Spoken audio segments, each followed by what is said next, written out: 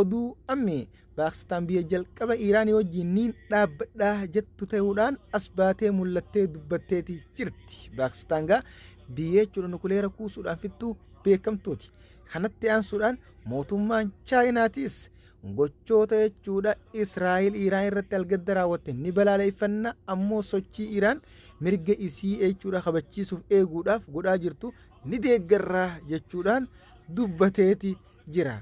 Kanatti aansuudhaan mootummaan Kuriyaa Kaabaatiis nuti Iiraanii wajjin ni dhaabbannaa jechuudhaan jaalalaan dubbatee jira jechuudha. Biyyoonni gurguddaan nukuleera kuusuu fi akkasuma humna waraanaatiinis jajjaboo gara jechuudha Iiraanii wajjin tumsuudhaaf Iiraanii wajji ta'uudhaan jaalalaan gara Iiraan afeeramaa jiran. Waaw, dubbiin jabduudha. Iiraanis ammaas irra deebiidhaan Israa'eliin isin feesisaa jechuudha, yoo harka laattan dachaadhaan akka isin jechuudha nyaatanii quuftanitti isin obaafnaa jechaanii jirti. Ammoo Israa'eliis deebisaa ni laannaa jechaa dhaadannoo irratti argama. Kana malee ammoo Iiraan jechuudha yoo taa'uu diddee yoo ammaan tana lola kana dhaabuu baatte akka isin barbadootu goonanii gumnaa jechuudha ministeerri jechuudha ministeerri Israa'el dubbatee jira. Kanatti aansuudhaan defensive force jechuun humniti guddoon Israa'el akka amma gara beejii isaaniitti maxxansanitti misaa'ilota hedduu gurguddaa humna cimaa qabu kan Iiraan irratti raawwattee hanga tokko qolannee garuu hanga muraasa qolannee jechuudhaan gara miidiyaa isaaniitti maxxansanii jiran. Kanatti aansuudhaan Iiraan asirri tana za'a booda jechuudha diroonii 2 gara Israa'el erguudhaan qilleensi Joordaan fayyadamtee tokkommoo qilleensi Joordaan jechuudha kuffisuun gabaafameeti jira. Kanatti aansuudhaan Israa'el ammaas humnoota isii jechuudha waraana meeshaalee gurguddoo gara daangaa Lebnaanii fi Suuriyaatii fi daangoowwan jechuudha isitti dhiyaatan hundatti jechuudha fe'aa oolte bobbaasaa ooltee jirti eeggannoo isii cimsuudhaaf. Ammoo if eegaa ooltuus dubbiin akka duraanitti miti. Iiraan jechuudha eda diroonii dhibbaa fi aleellaa misaayilaa 150 bichaadhaan dhooyte duraan kuma karoorfatte gaanii taratan ammoo miliyoona akka jechuudha karoorfattee jirtu qophii hunda xumurtee eeggachaa jirti jechuudha. Harkuma Israa'el kaaslaatu eeggachaa jirti. Dheengaddaa'u waan isin mudate agartee jetti edaas akkasuma galgala kanaas isaan harka laannaan deebisaan isaanii kan namu hiriyaadhaawaa hamaa jechuudha xumura Israa'el godhuu dandamsiisuuf yaate jechuudha. Israa'el ammoo duraaniin jeelaa jechuudha bakka hamtuu fi dhayxee bakka isin malee dhayxeeti amma hadhaamaa dandhabaa jirti. Inumaa oduun takka baatu naatiiwwan mootummaa jechuudha Israa'el dawoo jechuudha ammallee dawoo keessa dhokatee jechuudha gara biraa baafachuudhaaf jechuudha aleellaa raawwachaa jira. Aleellaa raawwatummaa isa akkatti fufuu ibsaa jira. Dubbiin jabduudha.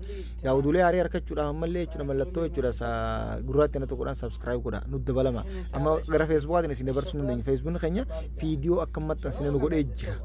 Kanatti aansuudhaan biyyoonni galoo galaanaa ta'anis lola kanatti ni dabalamaa yaada ji'u xinxaltoonni haasaa jiran. Israa'elii fi jechuudha Iiraan jidduutti ka'ee lola addunyaa sadaffaa ni ta'a yaada ji'u jechuudha xinxaltoonni akka malee jechuudha haasaa jiran irraas yaaddoo jiran. Kun ammoo dubbii jabduudha. Aleellaan dhugatti edee jechuudha Iiraan raawwatte bara Teel Abiib jechuudha iluma nan bifnee waan akka eertee mitiisiin Falastiin guggaa tokko cinaa goote caalaa halkan tokkochatti jechuudha akkas goote dammartee hin hambifne inumaa daandiiwwanii fi iddoowwan bashannanaa baaraa afaan waan hundi qullaa jira. Ammaas jechuudha buufataaleen xiyyaara guddichi jechuudha Teel Abiib keessatti argamu qullaa jira yeroo ammaan tanaa duwwaa jechuudha duwwaa. Kanatti aansuudhaan mootummaan Ameerikaa Tiraambii agarsiisa waraanaa waggaa 34 booda jechuudha as baaftee agarsiisaa jirti. Yeroo ammaan tanaa humna gurguddoo jechuudha meeshaa waraanaa agarsiisa jechuudha as baatee agarsiisaa jirti. Kunoo maaliif ta'e dhiiroo yaaddoo jechuudha lolli ammaan tana biyyoota giddugala Iraanii fi Israa'el gidduutti eegale kuni lola addunyaa sadaffaa yoo ta'es ertee miti nuti humna akkanaa qabnaan agaraa jechuudhaan as baasaa jira fakkaata ammaan tana agarsiisaa jira. Aansuudhaan mariin Iiraanii fi Ameerikaa kan nukuleera irratti walii galtee boru Oomaanitti ni taa'amaa akka bal'amni duraan qabamee jirutti yeroo Londanitti jechuudha marii ta'anii achitti walii galanii walii mallatteessuu hin dandeenye boru immoo bal'amni duraan dhiyoo tana qabame jechuudha guyyaanis boru Oomaanitti ni taa'amaa jechuudha eegamaa jira gaa. Haa ta'u malee garuu jechuudha ministeerri Iiraan akka amma dubbatetti erga Israa'el Iiraan irratti aleellaa raawwatteen booda Iiraan jechuudha waliigalteen yookaan mariin Ameerikaa wajjin teessu hiika hin qabu jechuudhaan dubbatee jira. Ministeerri Iiraan kun erga Israa'el jechuudha aleellaa Iiraan irra raawwatteen booda waliigaltee nukuleeraa Ameerikaa wajjin goonu hiika hin qabu jechuudhaan dubbatee jira. Garuu mariin buruu kun ni taa'amu hin taa'amu ammallee Iraan irraa ibsi ba'e tokkolleen hin jiru. Ammoo ministeerri Iraan kun ammaas itti dabaluudhaan akka jedhee dubbate Ameerikaan jechuudha gama tokkoon jaloodhaan jechuudha Israa'el wajjin dhaabbachaa Israa'el gargaaraa Israa'el akka nu dhoowwitu godhaa. Gama kaaniin ammoo gaarii fakkeessee nagaya araara nu wajjin buusu waliigaltee teenya mallattee socho'aa jechuudhaan jechuudha. Citii Tiraambii jechuudha kan warroonni biyyoonni jiddugalaa guutuun baruu dadhabe tooftaa inni wayiin saamu jalaa arkuudhaan dubbatee jira ifaan ifatti. Moo walumaa galatti jechuudha lolli Iraanii fi Israa'el gidduutti eegale kuni lola addunyaa sadaffaa akka ta'u jechuudha. Hedduun yaaddoo keessa galaa jiran shakkamaatis jira jechuudha. Maaliif jennaan Ameerikaan ammaan tana agarsiisa waraana as baafteeti waggaa 34 booda agarsiisaa jirti. Akkasuma biyyoonni jiddugalaa warrootni jechuudha akka humna gurguddoo qaban Raashiyaa dabalatee Chaayinaa fi Paakistaanii Kooriyaa kaabaa akka jechuudha Iraanii wajjin dhaabbatan jechuudha jaalalaan gara Iraan afeeramaa jiran. Ameerikaanis gaabii beekamaadha warri lixaa hundi akka jechuudha gara Israa'el jechuudha socho'aa jiran jechuudha dhaadachaa Israa'el keessaan dhaadachaa jiran dhaadannaan Israa'el isaan keessaan beek. Akkasitti dubbiin ammaan tanaa jirtudha. Ammoo Iraan ammas buufataalee jechuudha Faransaayii fi Ameerikaa akka jechuudha dhuguu deemtu akeekkachiiftee jirti. Dho'anii haleela jechuudhaan akeekkachiiftee jirti. Kana malee miti jechuudha bar laal Iraan irraan tana dirooniiwwan akka jechuudha akka waan midhaan kuduraa fi muduraa maziraa facaasan fakkaatu jechuudha hadiddiimate kana as baaftee kanatti agarsiisaa oolte. Dubbiin jabduudha. Ammoo kanarratti uummanni keenya Oromoon teenya Oromoo Yesuus Kiristoosii fi Oromoo jechuudha taan ta'uudhaan adda baatee lola addunyaa nu sodaa jechuudha yaaddoo nageenya addunyaan tun boorotee xumura jechuudha Israa'el yookaan xumura addunyaa taate jechuudhaan xinxalaa jiran rakkachaa jiran irratti gama baatee wal nyaachaa jirti. Israa'el kiingii maarree Iraan kiingii jettee isinis dhaabbadhaa laalaa isin faan dhalachuu keessa namni isin beeku hin jiru isiniin jennaasumaan. Atti aansuudhaan balaan ibiddaa Dubaay irratti jechuudha ka'ee fooqilee jechuu hanga tokko gubuun beeksifamee garuu immoo humna jechuudha balaa ittisa ibiddaatiin ibiddi kun to'atamuun gabaafameeti jira yeroo ammaan tanaa kanatti.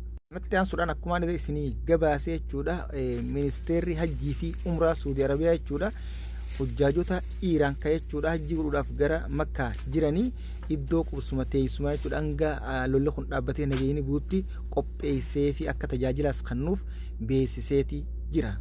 Atti aansuudhaan mootummaan Masrii ammaas uummata jechuudha gargaarsa gaazaa godhuudhaaf as dhiyaa'u daangaa isaanii jechuudha cufuudhaan uummata jechuudha waraanaan marsitee ibfirraachi dhorkaa jirti. Kunis ajaa'ibuma jechuudha Masrii tunis. Addunyaatu gaa biyyoota jiddugalaa kanarra jiraa fi kanaaf nutis oduulee jechuudha oowwituu jalqaba gara jechuudha biyyoota jiddugalaa kan lola addunyaa sadaffaanni ka'ee jechuudhaan sodaatamaa jiru kanarraa isinii kaafne gara oduu biyya keessatti isiniif deebina. Tarabiyyiin guyyaa irraan tanaa jechuudha dhaabbata moozeemii jechuudha daawwachuudhaan akkasuma roobeetti harka fuudhee nagee gaafate akkuma roobeetti jechuudha fuuldura oomishni asbaabni tajaajila kanneetu jechuudhaan dubbachaa turetti daawwachuudhaan akkasuma hawaasa Itiyoo guutuudhaaf jechuudha dhaamsi inni dabarsee dhaloota jechuudhaan mooldeemaa jiru ilmaan keessan kootaati jechuudha dhaabbata gadaamba saayinsii daawwachiisaa kun qaroominaa fi jechuudha abdii jechuudha daa'immaniif jechuudha hora jechuudhaan akka gaariitti waamichaas godhee fi gammachuu qabus ibsateeti jira. Kanammoo Jawaar deebisuudhaan akka qoosatti jechuudha akka nama xooxxoo wannaa kannutti maxxansaa jira. Jawaarii fi Abiis waluma jala kaa'e akka jechuudha Iraanii fi Israa'el walirra kaa'etti. Aansuudhaan Dooktar Abiyyiin ammaas haasaa jechuudha mana marii bakka bu'oota barsiisota waliin taasisee irratti jechuudha barsiisota makiinaa isaaniitiin konkolaataa isaaniitiin dhufan arguu caalaa wanna gammachiisu hin jiru jechuudhaan dubbatee jira.